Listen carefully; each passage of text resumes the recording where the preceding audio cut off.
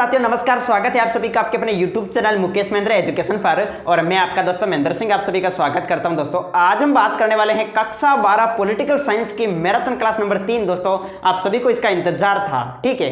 2 क्लासें हो गई है दोस्तों, आज हमारी तीसरी क्लास है मैराथन क्लास नंबर 3।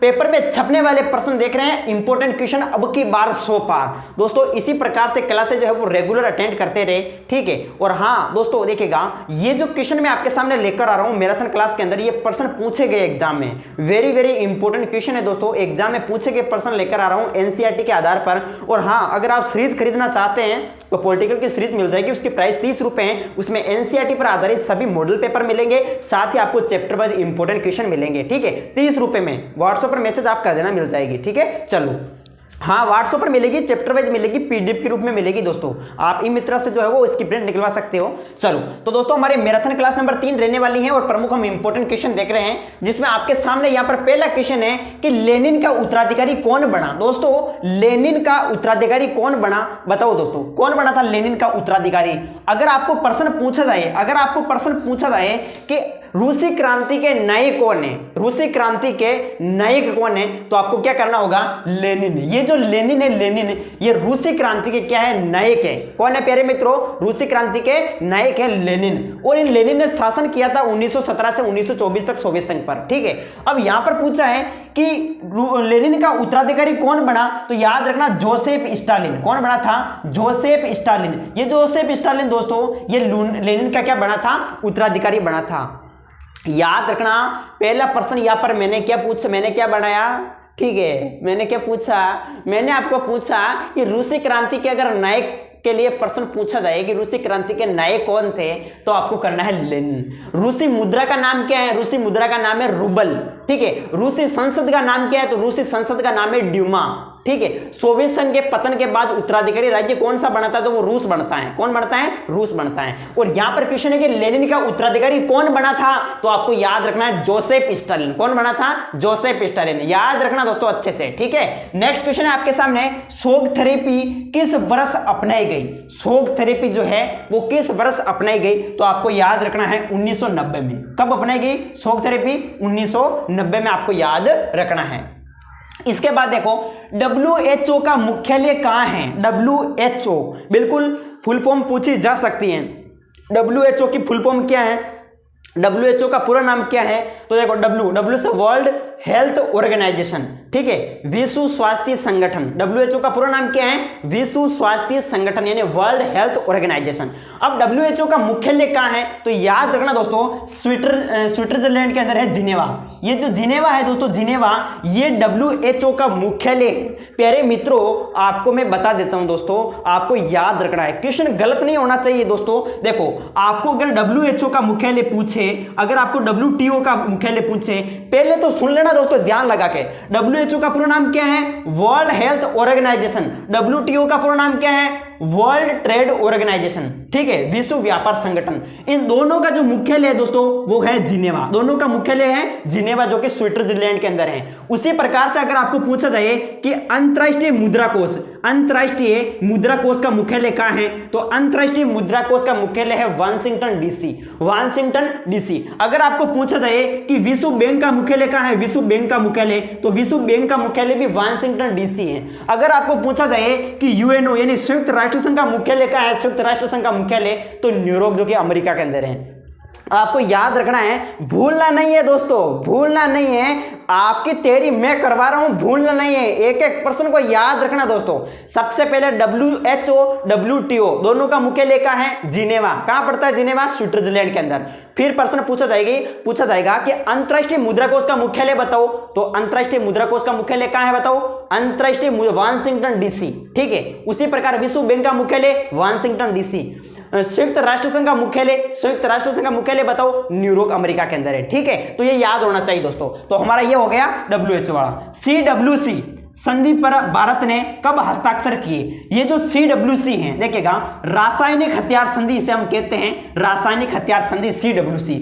इस संधि पर भारत ने कब हस्ताक्षर किए थे दोस्तों, भारत ने इस पर कब हस्ताक्षर किए थे बताओ, तो भारत ने किए थे 1993 में। कब किए थे, 1993 में। आपको याद रखना है, चौथे में आपको आंसर लिखना है कि 1993 में जो है CWC संधि पर भारत ने क्या किए थे, हस्ताक्षर किए थे दोस्तों। भूलना नहीं, याद रखना दोस्तों अच्छे से, ठीक है। याद तो हो रहा है सभी को, बिल्कुल याद करना एक एक प्रश्न को दोस्तों। इसके बाद देखो नेक्स्ट क्वेश्चन आगे देखो, क्योटो प्रोटोकॉल संधि। देखो क्योटो प्रोटोकॉल कब हस्ताक्षरित हुआ। कहने का मतलब है कि क्योटो प्रोटोकॉल पर हस्ताक्षरित यानी कब हस्ताक्षरित, ये कब लागू कब हुआ था, कहने नहीं सॉरी, क्योटो प्रोटोकॉल कब हस्ताक्षरित हुआ। देखिए आगे क्वेश्चन है, क्योटो प्रोटोकॉल कब हस्ताक्षरित हुआ। क्योटो प्रोटोकॉल कब हस्ताक्षरित हुआ दोस्तों, आपको पता है जापान में, कब 1997 में, कब 1997 में। तो जो पांचवें का आंसर आपको करना है 1997। वैसे जगह नहीं है, मैं यहां पर लिख रहा हूं दोस्तों, क्योटो प्रोटोकॉल कब हस्ताक्षरित हुआ, 1997। कहने का मतलब है कि क्योटो प्रोटोकॉल की शुरुआत कहां से हुई, तो जापान से हुई। कब हुई, 1997 से। याद रखना, क्योटो प्रोटोकॉल की शुरुआत 1997 में जापान से हुई। क्योटो प्रोटोकॉल पर भारत ने हस्ताक्षर कब किए, 2002 में। क्योटो प्रोटोकॉल को विश्व में कब लागू किया, 2005 में लागू किया गया। भारत ने हस्ताक्षर 2002 में किए थे, यह आपको याद रखना दोस्तों। इसके बाद देखो, राज्य पुनर्गठन आयोग के अध्यक्ष कौन थे। राज्य पुनर्गठन आयोग, बताओ दोस्तों, राज्य पुनर्गठन आयोग के अध्यक्ष कौन थे। राज्य पुनर्गठन आयोग के अध्यक्ष तो न्यायाधीश फजल अली, ठीक है, न्यायाधीश थे फजल अली। जो फजल अली जो है दोस्तों, राज्य पुनर्गठन आयोग के क्या थे, अध्यक्ष थे, फजल अली, ठीक है। न्यायाधीश फजल अली जो है वो राज्य पुनर्गठन आयोग के क्या थे, अध्यक्ष थे। याद रखना, राज्य पुनर्गठन आयोग की स्थापना होती है 1953 में। राज्य पुनर्गठन आयोग पारित कब हुआ, तो राज्य पुनर्गठन आयोग पारित हुआ था 1956 में। राज्य पुनर्गठन आयोग की सिफारिश से क्या है कि राज्य का पुनर्गठन जो है वो किसके आधार पर होगा, भाषा के आधार पर होना चाहिए। तो ये प्रमुख आपको याद रखना है। इसके बाद देखो 7वां क्वेश्चन आपके सामने, लिमिट्स टू ग्रोथ पुस्तक किसने लिखी, तो विद्वानों का एक समूह था जिसका नाम था क्लब ऑफ रोम। याद रखना दोस्तों, विद्वानों का एक समूह है जिसका नाम है Club of Rome. Club of Rome ने जो है, क्लब ऑफ रोम ने जो है यानी कि लिमिट्स टू ग्रोथ नामक पुस्तक लिखी थी दोस्तों, याद रखे, ठीक है। और एक प्रश्न ये पूछा जाता है, रियो सम्मेलन, बताओ रियो सम्मेलन कब हुआ था। रियो सम्मेलन, तो रियो सम्मेलन आपको पता है 1992 में ब्राजील के रियो डी जेनेरिया में हुआ था। वो भी प्रश्न 170 देश थे, हजारों स्वयंसेवी संगठन थे। याद रखना रियो सम्मेलन, ठीक है, जिसे पृथ्वी सम्मेलन भी हम कहते हैं। तो ये याद रखना, ब्राजील के रियो डी जेनेरिया में हुआ था। नीति आयोग की स्थापना किस वर्ष में हुई थी। नीति आयोग की स्थापना किस वर्ष में हुई थी, आपको याद होना चाहिए दोस्तों। मैं यहां पर नीति आयोग की बात ना करके आपके सामने बात करता हूं योजना आयोग की। याद रखेंगे, योजना आयोग की स्थापना हुई थी 1950 में। कब हुई थी योजना आयोग की स्थापना, 1950 में हुई थी। और योजना आयोग के स्थान पर एक नया आयोग बना जिसका नाम है नीति आयोग। याद रखना दोस्तों, नीति आयोग। तो नीति आयोग की स्थापना कब हुई थी, 1 जनवरी 2015 को जो है वो नीति आयोग की क्या हुई थी, स्थापना हुई थी, ठीक है। तो ये भी आपको याद रखना दोस्तों अच्छे से, ठीक है। तो इसका आंसर हम क्या कर देंगे, नीति आयोग की स्थापना हुई थी 1 जनवरी 2015 को। इसके बाद आपके सामने अगला क्वेश्चन है कि संयुक्त राष्ट्र संघ के वर्तमान महासचिव कौन थे।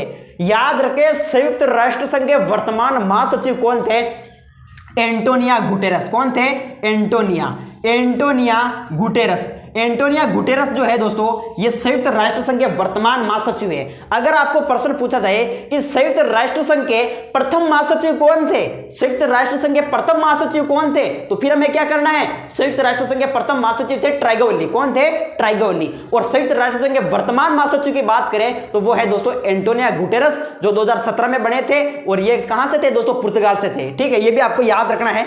इसके बाद देखो 10वां क्वेश्चन, कांग्रेस पार्टी के संस्थापक कौन थे। अब देखो, कांग्रेस पार्टी की स्थापना किसने की, आप सभी को पता है, ए.ओ. ह्यूम यानी एलेन ऑक्टेवियन ह्यूम ने 28 दिसंबर 1885 को कांग्रेस की स्थापना की थी व्यामेश चंद्र बनर्जी की अध्यक्षता में। आप सभी को पता होगा। तो कांग्रेस के संस्थापक कौन हुए, ए.ओ. ह्यूम। याद रखें मेरे दोस्तों, याद रखना अच्छे से। इसके बाद देखो, संपूर्ण क्रांति का जो नारा है वो किसने दिया था, संपूर्ण क्रांति का आह्वान किसने किया था, संपूर्ण क्रांति का नारा किसने दिया था। यह प्रश्न भी कई बार एग्जाम में पूछा गया है, तो आपको याद रखना दोस्तों, जेपी नारायण ने, ठीक है, जिनका नाम है जयप्रकाश नारायण। जयप्रकाश नारायण ने दोस्तों संपूर्ण क्रांति का क्या दिया था, नारा दिया था। याद हो रहा है ना सभी को दोस्तों। देखो याद करो, मेरे साथ जुड़े हुए हैं टेस्ट सीरीज के अंदर। आज हमारी तृतीय टेस्ट सीरीज है, यानी तीसरी क्लास है दोस्तों, मैराथन तीसरी क्लास है, मैराथन क्लास 3।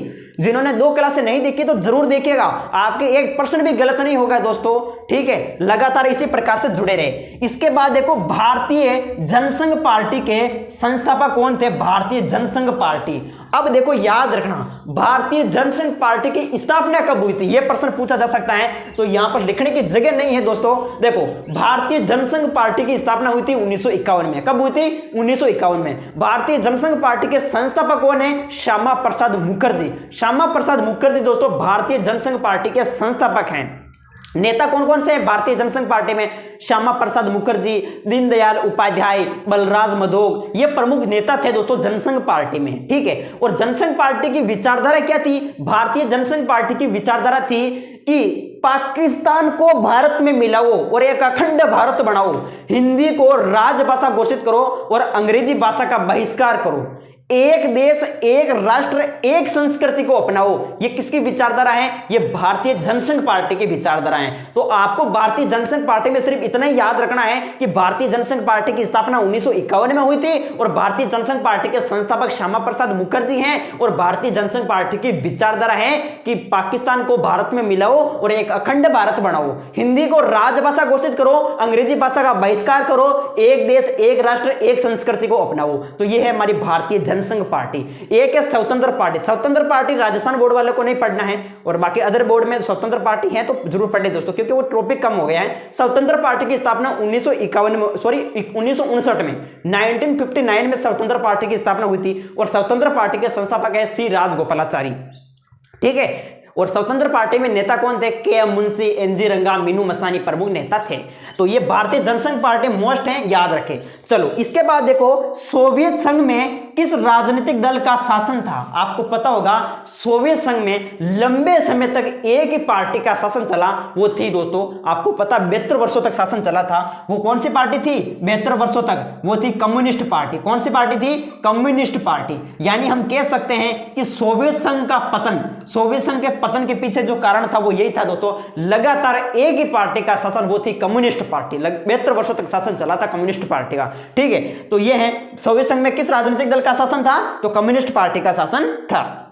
शिमला समझौता जो है वो कब हुआ था दोस्तों? याद रखें शिमला समझौता। आपको ताशकंद समझौता भी पूछा जा सकता है, शिमला समझौता भी पूछा जा सकता है। तो याद रखें शिमला समझौता 3 जुलाई 1972 को हुआ था। शिमला समझौता कब हुआ था? जुलाई 1972 में। और शिमला समझौते के समय भारत के प्रधानमंत्री कौन थे? यह प्रश्न पूछा जा सकता है। तो उस समय शिमला समझौते के समय भारत के प्रधानमंत्री थे इंदिरा गांधी, ठीक है। और पाकिस्तान के प्रधानमंत्री थे जुल्फिकार अली भुट्टो, ठीक है। याद रखना इंदिरा गांधी जिन्होंने गरीबी हटाओ का नारा दिया था। और दोस्तों याद रखना शिमला समझौता हम समझ गए कि 3 जुलाई 1972 को शिमला समझौता हुआ था। अब हमें पूछा है कि ताशकंद समझौता कब हुआ? ताशकंद समझौता तो 10 जनवरी 1966 को उज्बेकिस्तान की राजधानी है ताशकंद, ताशकंद में ताशकंद समझौता हुआ था दोस्तों। याद रखें कब हुआ था ताशकंद? 10 जनवरी 1966 को। ये आपको याद रखना है।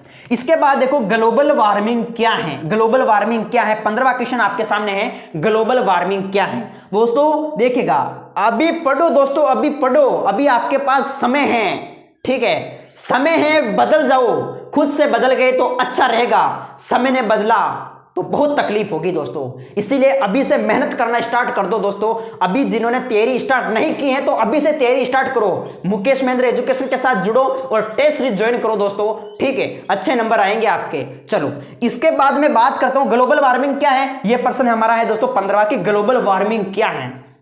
आपको पता होगा वायुमंडल में क्या हो रहा है, ग्रीन हाउस गैस प्रमुख, जैसे ग्रीन हाउस गैसों में प्रश्न पूछा जा सकता है कौन कौन सी ग्रीन हाउस गैसें हैं। देखो ग्रीन हाउस गैसें कौन कौन सी हैं, तो वायुमंडल में ग्रीन हाउस गैसें आपको पता होगा, जैसे मीथेन है, कार्बन डाइऑक्साइड है CO2, CFC क्लोरोफ्लोरोकार्बन।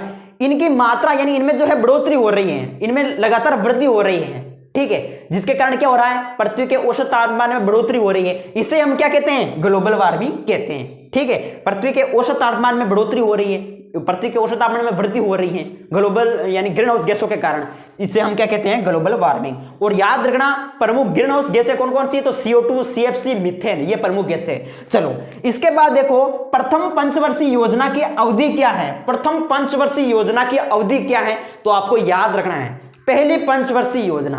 देखो 5 वर्षों के लिए चलाई जाने वाली योजनाओं को क्या कहा जाता है? पंचवर्षीय योजना कहा जाता है। और पंचवर्षीय योजना में हम सबसे पहले देख रहे हैं प्रथम पंचवर्षीय योजना।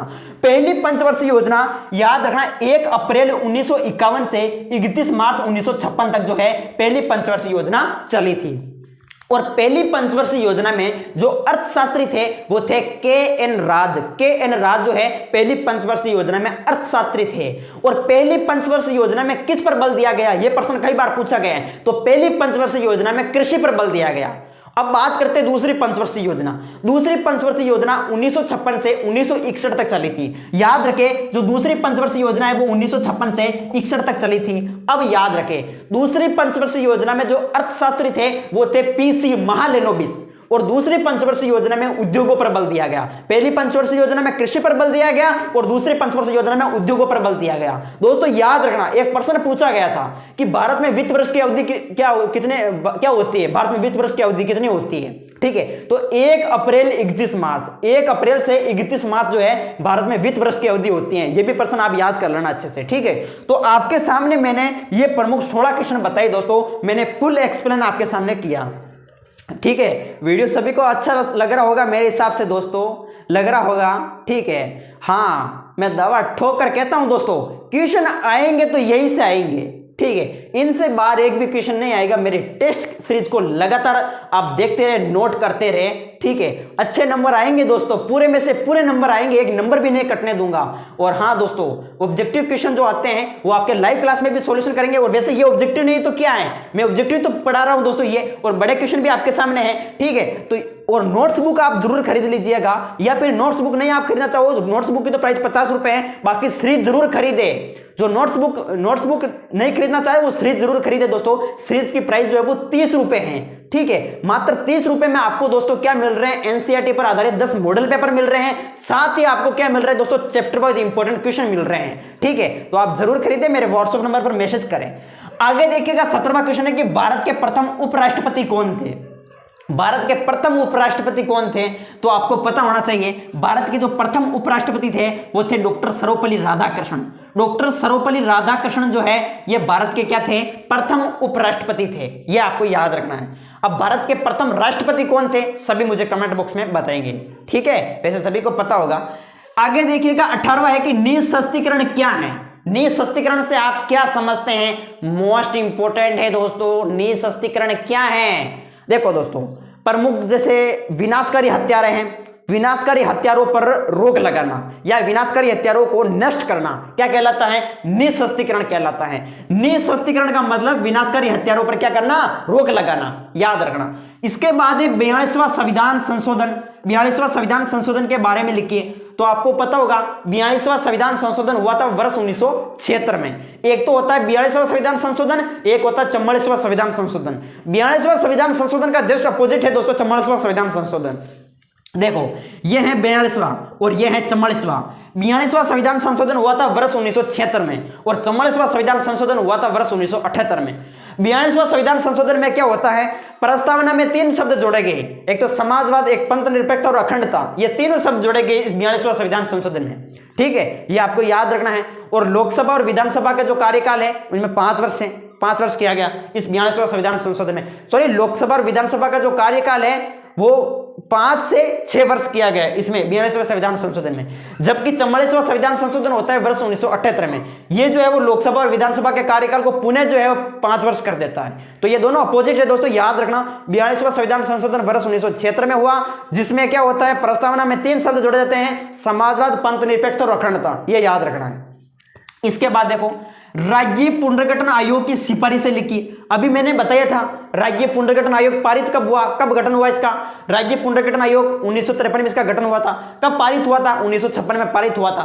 अब इसकी सिफारिशें क्या है? इसकी प्रमुख जो सिफारिश है दोस्तों वो ये है कि राज्य की सीमाओं का निर्धारण, ठीक है, राज्य की सीमाओं का जो निर्धारण है वहां बोली जाने वाली भाषा के आधार पर होना चाहिए। ये प्रमुख इसकी क्या है? सिफारिश है दोस्तों, याद रखना। राज्य पुनर्गठन आयोग की सिफारिशें हैं।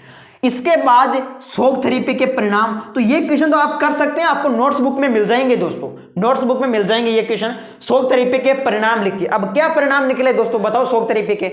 नोट्स बुक में आपको चैप्टर वाइज दोस्तों इंपोर्टेंट नोट्स है वो मिलेंगे। ठीक है, ये सब क्वेश्चन उस नोट्स बुक में लिखे हुए हैं। आप पढ़ेंगे चैप्टर वाइज तो आपको ये सब क्वेश्चन इनके आंसर मिल जाएंगे। शोक थेरेपी के परिणाम लिखो। अब क्या है शोक थेरेपी के परिणाम? आपको पता है सोवियत संघ के पतन के बाद जितने भी जो साम्यवादी देश थे, ठीक है, वो सब जो है वो पूंजीवाद को अपना लेते। तो ये क्या कहलाया? शोक थेरेपी कहलाया। साम्यवाद से पूंजीवाद की तरफ संक्रमण क्या कहलाया? शोक थेरेपी कहलाया। अब शोक थेरेपी के प्रमुख परिणाम क्या निकले? परिणाम तो यही निकले कि पूरे क्षेत्र की जो अर्थव्यवस्था थी वो तहस नहस हो गई थी और रूस का जो औद्योगिक ढांचा था वही चरमरा गया और रूस में जो है वो 90% जो उद्योग थे वो औने पौने दामों में बेच दिए गए। जनता तो बर्बाद हो गई थी दोस्तों, ठीक है। रूस की जो मुद्रा थी उसमें भी गिरावट आई। तो इस तरीके से ये प्रमुख शोक थेरेपी के क्या निकले? परिणाम निकले। तो ये भी आपको याद रखना अच्छे से। इसके बाद हम आगे बात करते हैं आपके सामने गठबंधन सरकार क्या है, ठीक है। चिपको आंदोलन में ताड़ी विरोधी आंदोलन पर टिप्पणी लिखी है। इनके बारे में विस्तार से आप नोट्स बुक में जरूर पढ़ें, ओके। विदेश नीति क्या है? भारतीय विदेश नीति के प्रमुख जो है सिद्धांतों को लिखिए। भारतीय राजनीति में आयाराम गयाराम का क्या अभिप्राय है? आयाराम गयाराम हरियाणा के विधायक थे जो गयालाल से संबंधित है दोस्तों, आपको पता होगा। तो ये सब क्वेश्चन को विस्तार से आप नोट्स बुक के अंदर पढ़े अच्छे से। मोस्ट इंपोर्टेंट है दोस्तों, पेपर में पूछे गए, बार बार यहां से पूछे जाते हैं। तो इस तरीके से आपके सामने मैंने एक से लगाकर 25 क्वेश्चन करवाए हैं। बिल्कुल। अब आप सोच रहे हैं कि भैया 25 क्वेश्चन नहीं, आपने तो फुल विस्तार से समझा है इसका 25 क्या, ये तो 80 से भी बाहर निकले होंगे। बिल्कुल दोस्तों निकले होंगे। तो ये सब क्वेश्चन आपको नोट करने हैं। साला पुष्पराज नहीं झुकेगा दोस्तों, नहीं झुकेगा, ठीक है। अच्छे से पढ़ेगा, अच्छे से देखेगा, अच्छे से याद करेगा, क्योंकि आपको पता है भाषा का विकास क्रम है सबसे पहले सुनना, फिर बोलना, फिर पढ़ना और फिर लिखना, ठीक है। तो वीडियो अच्छा लगा होगा। मिलते हैं वापस आपको नेक्स्ट वीडियो में, तब तक के लिए जय हिंद जय भारत। और हाँ दोस्तों, आप वीडियो देख तो लेते हैं लेकिन लाइक नहीं करते हैं, तो लाइक तो कर दीजिएगा। आपके लिए तो मैं मेहनत कर रहा हूं, तो आप लाइक कर दीजिएगा। नोट्स बुक सीरीज खरीदने के लिए मेरे व्हाट्सएप नंबर पर जरूर मैसेज करें, ओके। जय हिंद जय भारत।